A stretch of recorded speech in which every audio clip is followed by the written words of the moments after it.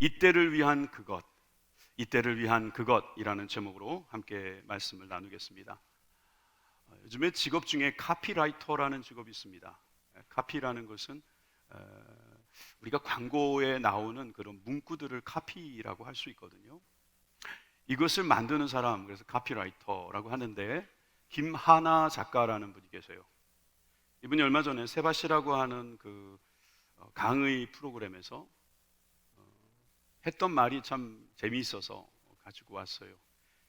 여러분, 혹시 이 단어를 아십니까? 한번 보여주세요.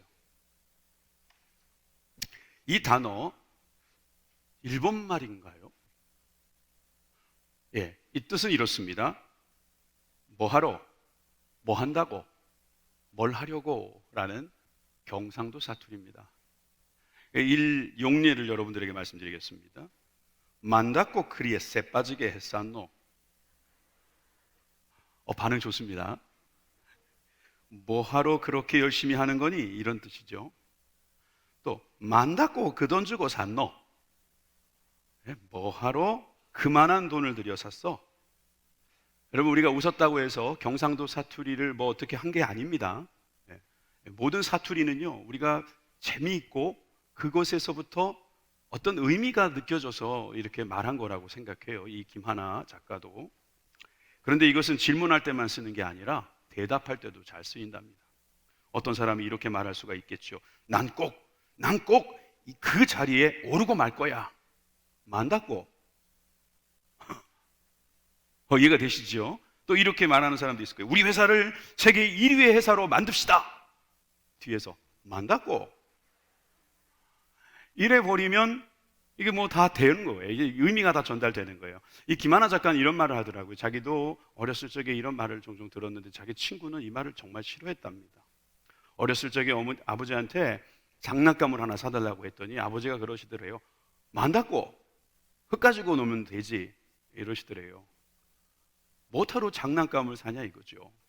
그러니까 이 만다꼬라는 말은 그냥 줄여서 여러 가지 의미를 주고 있다고 하는데, 이분이 나이가 들어서 보니까 이 만다꼬라는 말이 우리의 삶을 다시 한번 돌아보게 만드는 단어가 되더라 하는 겁니다. 예를 들어서 많은 사람 앞에서 강의를 많이 해본 그 사람이 가뜩 긴장을 할 때가 있다는 거죠. 왜냐하면 카메라가 자기를 많이 비추고 있기 때문이라는 거예요. 영상 카메라가. 그러면 많은 사람이 또 보게 될 테니까 긴장이 되더라는 거죠. 내가 만다고 긴장을 하는가 생각이 든다는 거죠. 그냥 내가 하던 대로 하면 되는데. 여러분, 우리가 사진을 찍을 때도 마찬가지입니다. 그냥 자연스러운 여러분들의 그 인자한 표정은요, 언제 찍어도 다 화보가 될 거예요. 그런데 만약에 제가 사진 찍겠습니다 딱 이러면 여러분들 벌써 얼굴 표정이 이 입술이 이렇게 실룩실룩 하면서 긴장이 되잖아요. 그죠? 만다고 그렇게 긴장을 합니까, 우리가? 사실 우리는 어떤 것에 대한 의미를 알기를 원합니다. 그리고 그 의미를 찾지 못할 때는 그게 나하고 무슨 상관이 있냐라고 쉽게 생각할 때가 많습니다. 오늘 우리가 읽은 본문에 사도 바울이 등장합니다. 사도 바울은 여러분들 잘 아시다시피 참 대단한 사람입니다. 이 그리스도의 복음이 온 땅에 증거되는 일에 그가 귀하게 쓰임 받았죠. 또 솔직히 말하면 예수님 다음으로 유명한 사람이기도 합니다. 이 사도 바울은 자기를 소개할 때 이렇게 소개했습니다. 오늘 읽진 않았습니다만 사도행전 22장 3절에 나는 유대인이다 이랬어요. 그 유대인 자부심이 막 강하죠. 길리기아 다소에서 났다. 길리기아는 낯선 동네예요. 다소 더 낯설죠. 여기는 터키 남부 지방입니다. 거기서 났어요. 유대인이지만 거기에서 났어요. 디아스포라 된 거죠. 이성에서 자라 가말리아의 문화에서 우리 조상들의 율법에 엄한 교훈을 받았어요. 여러분, 이것은 쉽게 말해서 서울대 나왔다는 소리입니다. 학위가 박사학위라는 소리입니다. 신학교를 나왔다는 이야기입니다. 자기 가르쳐주는 교수가 굉장히 실력 있는 분이다 이런 뜻입니다. 게다가 그는 자기가 스스로도 자기는 하나님에 대한 열심이 있는 사람이다 라고 사람들에게 소개하고 있습니다. 그리고 그가 계속해서 하는 그 말을 들으면서 사람들이 반응을 보이기 시작합니다. 예수님도 설교를 하셨죠. 예수님에 대하여 스데반도 설교를 했어요. 사도 바울도 설교했습니다. 베드로도 설교했습니다. 여러분, 설교하는 가운데서 사람들은 경청을 하죠. 여러분, 많은 사람들은 설교를 하는 인생이 됩니다. 말로 설교도 하지만 삶으로 설교도 하죠. 여러분들도 이제 명절이 돼서 어디 가시게 되면 여러분들의 삶으로 뭔가를 말하게 될 거예요.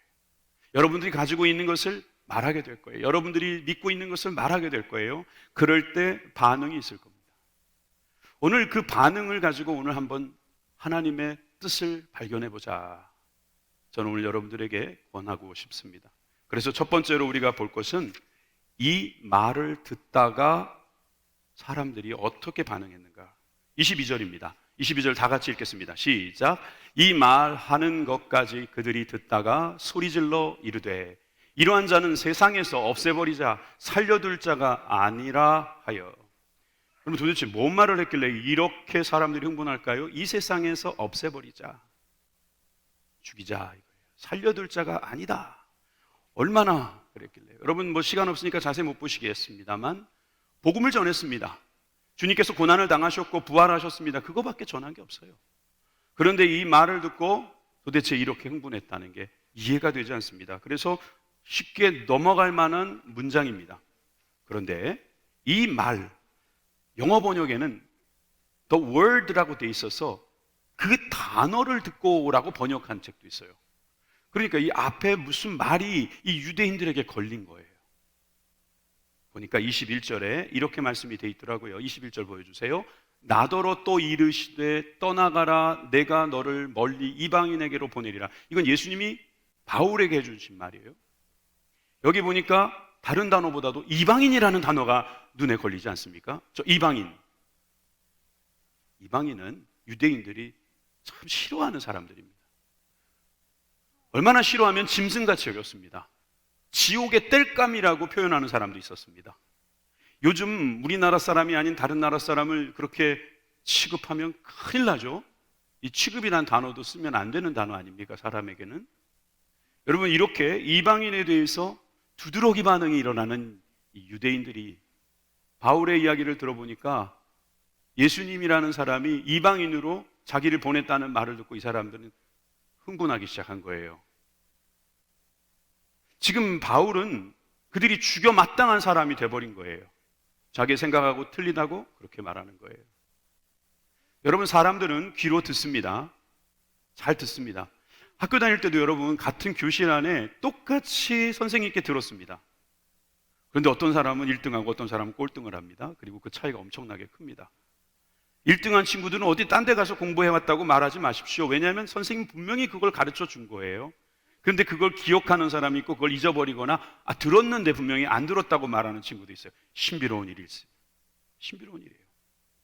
여러분 우리가 귀가 있습니다. 이 귀가 참 신기한 것 같지 않습니까? 뭐가 그렇게 신기합니까? 여러분 눈은 감을 수 있습니다. 입도 다물 수 있습니다. 귀는 제 건 잘 안 닫힙니다.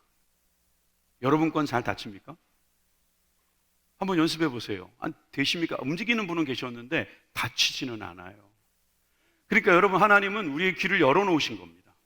그런데도 귀 닫고 말을 안 듣는 사람들이 있어요. 그런데 또 그 말만 듣는 사람도 있어요. 자기가 듣고 싶은 말만 듣는 사람이 있고 그 말 때문에 흥분하고 그 말 때문에 화가 나고 그 말 때문에 저 사람은 죽여야 될 사람이다. 하다못해 적대감이라도 느끼게 되는 게 바로 그 말을 듣다가 일어나는 일입니다. 자, 그래서 이 바울은 이제 죽게 생겼습니다. 이 장면을 보면서 우리는 사도행전의 그 앞부분에서 일어났던 일이 또 생각납니다. 스데반이 부형들이여 라고 시작하는 설교 똑같아요. 사도 바울도 부형들이여 22장 앞에 그러잖아요. 7장에도 보면 2절에 부형들이여 이렇게 부르면서 설교를 길게 합니다. 53절까지 설교를 하죠. 그래서 목사님들끼리 하는 유머 중에 이런 말이 있습니다. 설교 길게 하면 죽는다. 그 대표적인 사람이 스데반인데 이게 유머죠, 유머. 얼마나 길게 했는지 모릅니다. 그런데 그 길게 하는 내용 중에 처음엔 잘 듣다가 마지막에 그 말 때문에 어떤 반응을 일으키는지 한번 볼까요? 자, 사도행전 7장으로 갑니다. 7장 51절에서 53절까지 제가 읽겠습니다. 목이 곧고 마음과 귀에 할례를 받지 못한 사람들아, 너희도 너희 조상과 같이 항상 성령을 거스리는도다. 너희 조상들이 선지자들 중에 누구를 박해하지 아니하였느냐? 의인이 오시리라고 예비한 자들을 그들이 죽였고 이제 너희는 그 의인을 잡아 준 자요 살인한 자가 되나니 너희는 천사가 전한 율법을 받고도 지키지 아니하였도다 하니라. 여러분, 목이 곧은 백성이라고 말했는데 그 말에서 거슬렸을까요? 선지자를 운운하니까 그랬을까요? 의인을 죽였다고 말하니까 그랬을까요? 여러분, 54절로 갑니다. 54절에 그들이 이 말을 듣고, 아까 22장에 그들이 그 말을 듣고, 똑같지 않습니까? 이 말을 듣고 마음에 찔린 겁니다. 스데반의 설교가 마음에 찔리니까 그를 향하여 이를 갈았다는 거예요. 여러분, 우리가 설교를 듣다가 마음이 찔릴 때가 있어요. 마음이 찔려 그를 향하여 이를 갈거늘. 여러분, 이것이 우리들의 모습이 되어야 하는 거더라고요. 물론 이것이 꼭 그렇게 하라는 뜻은 아닙니다. 대부분 그렇더란 거죠. 누가 나한테 싫은 소리 하면은요, 이를 갑니다. 두고 보자. 이게 다른 나라 이야기도 아니고 여기 다른 종교인들의 이야기가 아니라 교회에서도 이런 일이 있을 수 있어요. 좋은 예가 될지 모르겠지만 어떤 분이 오랜만에 교회 왔는데 설교를 딱 듣다가 이거 나한테 하는 말이다. 그러면서 자기 아내를 슬쩍 보면서 네가 말했지. 자기한테 표적 설교를 한 거라는 거예요. 또 어떤 분은 또 반대로 목사님이 어떻게 하시고 우리 구역장님 다 말했나 보다. 은혜로워라. 뭐 이런 분도 사실은 있어요. 근데 솔직히 말하자고요. 속담을 빌어서 말할게요. 속담에 이런 말이 있어요. 입이 삐뚤어져도 말은 바로 하라는 말이 있어요. 대부분의 입이 삐뚤어졌나 봐요. 여러분, 우리가 말을 바로 하면은요, 모든 설교는 표적 설교가 되어야 합니다. 모든 설교는 여러분들의 삶에 팍 꽂히는 설교가 되어야 합니다. 와가지고 설교가 왜 안 들리시는 줄 아십니까? 이건 내 얘기가 아니라고 생각하기 때문입니다. 이건 나하고 상관없어. 만다고. 그런데 이게 내 이야기다. 이거 누가 말해줬나 보다. 오해도 상관없어요. 괜찮아요. 그런데 여러분, 그것이 내 이야기다라고 생각하면 거기에 반응이 나타나는 거예요. 반응이 보여야죠. 저부터도 이 설교를 준비하면서 저를 향해서 설교하고 있습니다. 여러분들도 마찬가지일 겁니다. 복음을 전할 때요, 이 복음에 가장 먼저 수혜를 받은 사람이 나다라고 생각하고 전하지 않습니까? 표적입니다. 우리는 분명히 표적이 돼야 됩니다.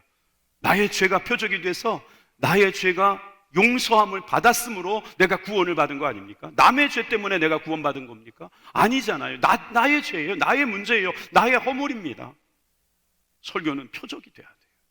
표적 설교가 좋은 설교예요. 그리고 한번 백보양보해서 이야기합시다. 만약에 당신을 위해서 설교자가 설교를 그렇게 했다면 대단한 일 아닙니까?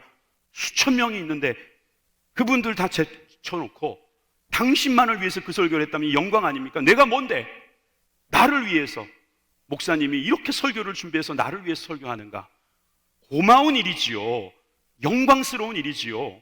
여러분, 이거야말로 기적이죠. 여러분, 사람들은 자기를 찌르는 말을 잘 못 듣습니다. 그랬을 때 결국 적대감을 가지고 사람들은 반응하기 쉽습니다. 오늘 본문에 23절에서 24절에 그들의 반응을 보면 알 수 있어요. 같이 한번 읽어볼까요? 시작. 떠들며 옷을 벗어던지고 티끌을 공중에 날리니 천부장이 바울을 영내로 데려가라 명하고 그들이 무슨 일로 그에 대하여 떠드는지 알고자 하여 채찍질하여 신문하라 한대. 여러분, 스데반도 결국 돌에 맞아 죽을 때 그가 했던 말은 이거였어요. 내가 지금 환상을 보는데 하나님 옆에 예수님이 계신다 그랬어요. 아니, 하나님이 유일신 야훼 하나님이 어떻게 그 아들을 옆에 두고 있느냐? 이건 말도 안 되는 소리다 라고 생각하면서 스데반을 향하여 공격했던 겁니다. 마찬가지로 지금 바울이 이방인에 대하여 예수님이 보냈다, 이방인을 향하여 보냈다, 온 세상을 향하여 보냈다, 이 말 때문에 이들이 흥분하고 결국 저렇게 돌을 던질 그런 모습으로 달려드는 것이죠. 영내로 데려가라, 그리고 채찍질로 신문하라, 천부장이 등장해서 그 일을 해줍니다. 자, 이렇게 이 말을 듣다가 보이는 반응을 보았다면 우리는 이제 사도 바울에게 눈길을 돌려서 사도 바울은 어떻게 했는가 한번 봤으면 좋겠습니다. 그래서 두 번째는 바울이 가지고 있는 그것을 바울이 어떻게 썼는가 한번 보기를 원합니다. 자, 25절입니다. 함께 읽습니다. 시작. 가죽줄로 바울을 매니 바울이 곁에 서 있는 백부장더러 이르되 너희가 로마 시민 된 자를 죄도 청하지 아니하고 채찍질할 수 있느냐 하니. 여러분, 이런 이야기입니다. 천부장이 백부장을 부릅니다. 여러분, 천부장 백부장이 천시 백시가 아니고요, 1000명의 부하, 100명의 부하가 있는 나름 높은 고위 장교직에 있는 사람들입니다. 그런데 천부장이 백부장에게 이 사람을 신문해라 했더니 백부장이 이제 신문하기 위해서 묻고 때릴 준비를 한 거예요. 왜 경찰들 옛날에 그런 적 있잖아요, 그죠? 요즘은 안 그러죠? 옛날에 막 그렇게 자기가 원하는 답을 듣기 위해서 막 때리잖아요. 그것처럼 지금 신문하려고 때리려고 하는 순간 바울이 옆에다가 바로 말하는 거죠. 백부장에게. 로마 시민도 때리냐? 이렇게 이야기가 되니까 백부장이 깜짝 놀라는 거죠. 여러분, 그 당시에 로마 시민권을 가진 사람들은요, 대단했습니다. 저도 로마에 한번 가봤더니요, 로마가 크지 않더라고요. 로마가 뭐 부천보다 작습니다, 솔직히.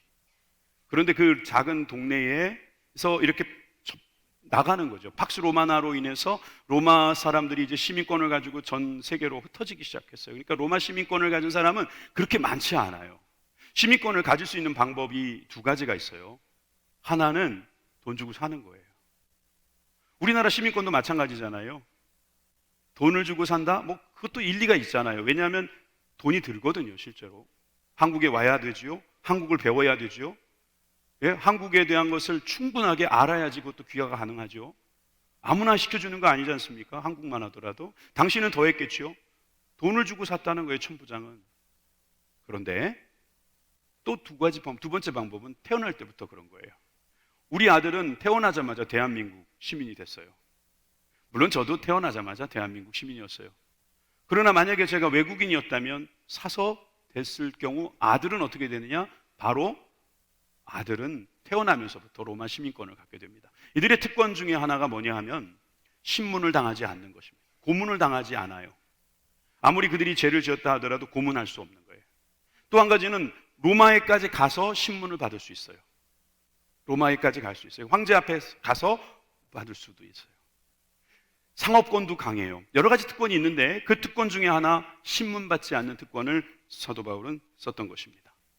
그랬더니 천부장에게 가서 왜 이 사람을 나에게 신문하라고 했습니까? 이렇게 말을 하죠. 자, 29절로 갑니다. 29절에 보니까 신문하려던 사람들이 곧 그에게서 물러가고 천부장도 그가 로마 시민인 줄 알고 또 그 결박한 것 때문에 두려워하니라.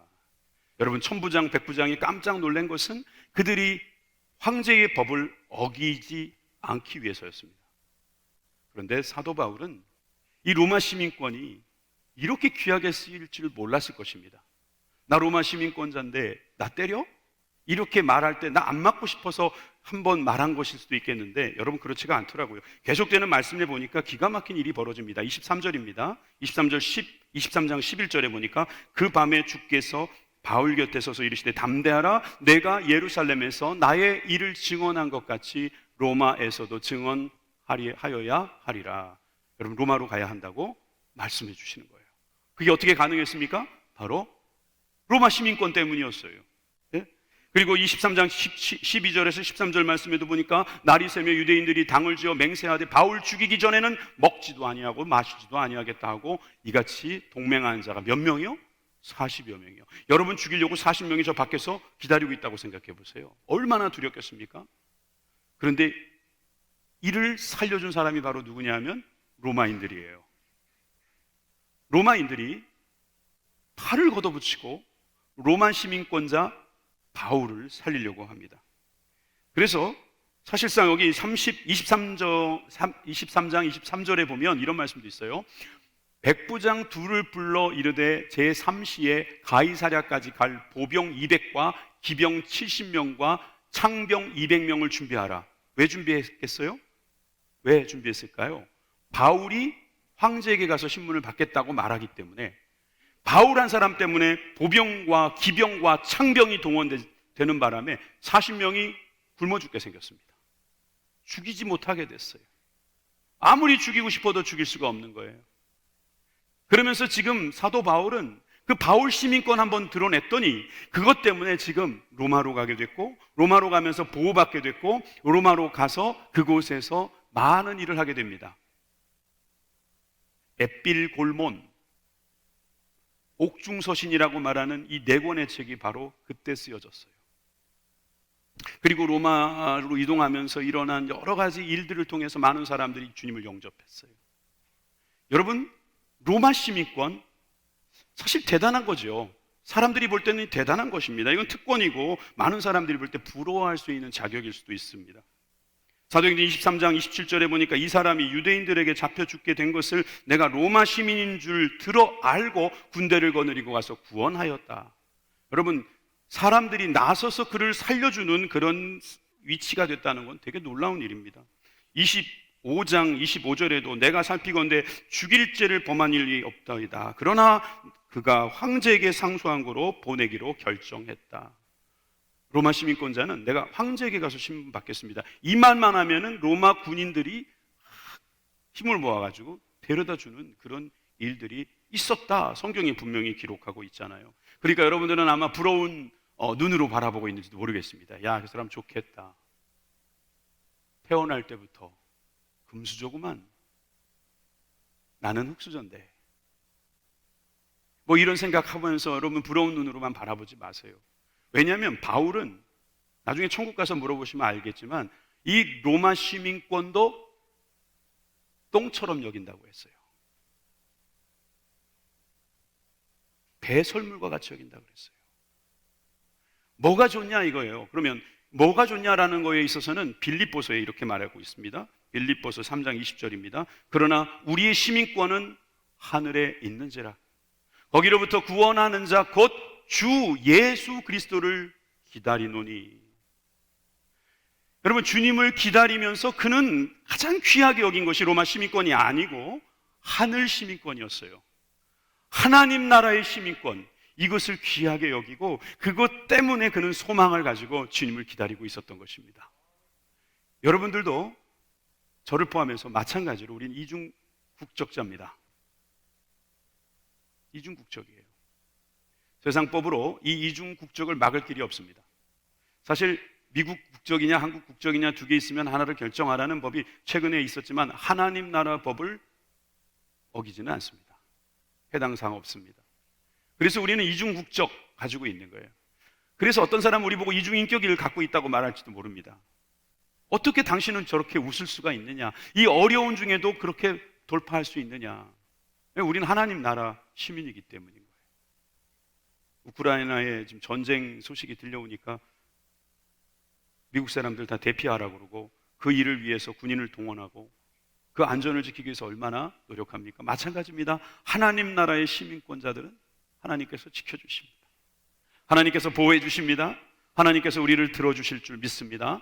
하나님께서 우리를 보호하신다는 거, 이거를 믿고 있는 바울은 이때에 바로 그것을 사용했던 것입니다. 그런데 그것은 알고 보니까 하늘 시민권이라기보다는 천국 로마 시민권도 그는 아주 유용하게 썼던 것을 볼 수가 있는 거죠. 그래서 저는 세 번째로 이렇게 결론 내릴 수 있다고 생각합니다.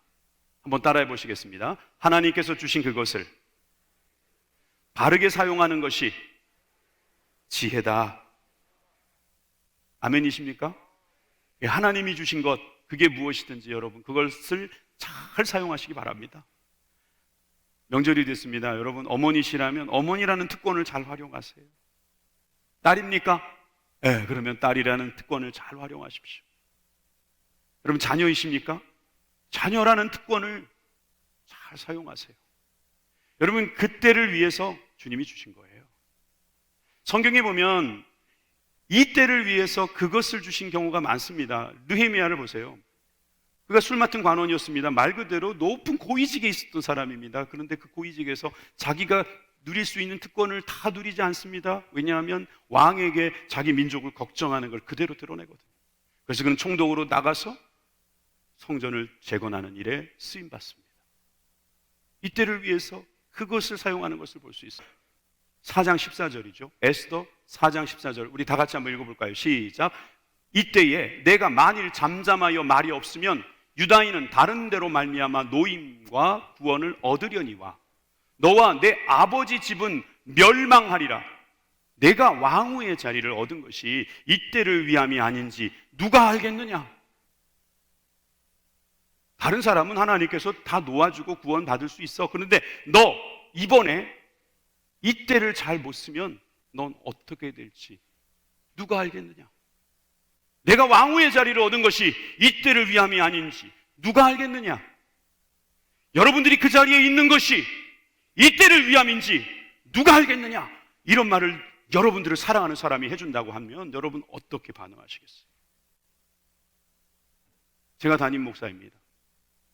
담임 목사가 이때를 위하여 이렇게 주어진 자리라고 생각하면 저는 이 일을 위해서 제 몸을 다 던져야 될 것입니다. 저뿐만이겠습니까?